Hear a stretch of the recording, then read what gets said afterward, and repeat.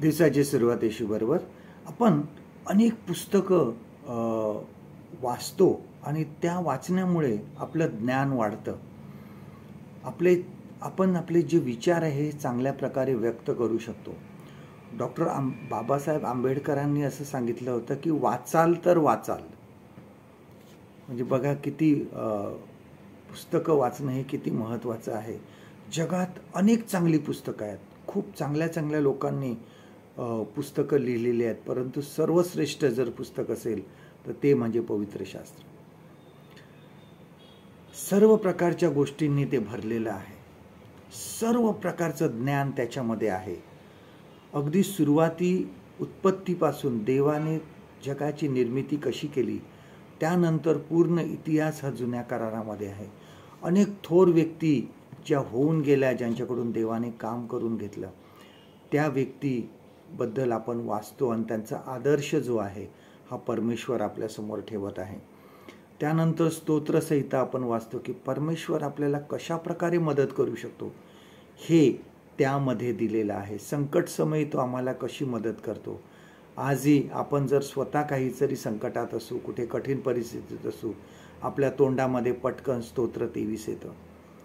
स्तोत्रसंहिता आपल्याला तो मार्ग दाखवतो.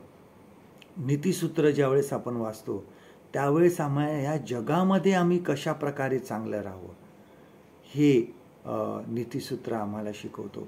नवीन करारामध्ये ज्यावेळेस आपण जातो त्यावेळेस प्रभू येशू ख्रिस्त त्यामध्ये आम्हाला तारणाचा मार्ग दाखवतो, तो सांगतो. त्याबद्दल अनेक दाखले त्यामध्ये दिलेले आहेत, अगदी सोप्या रीतीने, अगदी साधे की पटकन समजण्यासारखे. आणि त्याच्यामधून आम्ही काय बोध घेऊ शकतो त्या दाखल्यांमधून हे सुद्धा त्यामध्ये सांगितलेलं आहे.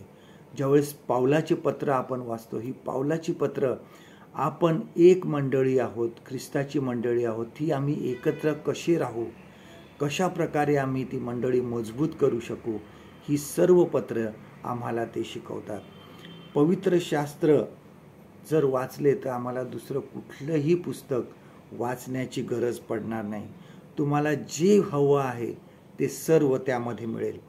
देवाचा आत्मा त्याच्या वचनाच्या द्वारे लोकांचे परिवर्तन करतो. आजचं देवाचं वचन आपल्यासाठी हे आहे. स्तोत्रसंहिता 119 आणि 105 वचन. Psalm 119 and verse 105. तुझे वचन माझ्या पावलाकरता दिव्यासारखे व माझ्या मार्गावर प्रकाशासारखे आहे. परमेश्वर करो आजचा दिवस तुमचा आशीर्वादित करो.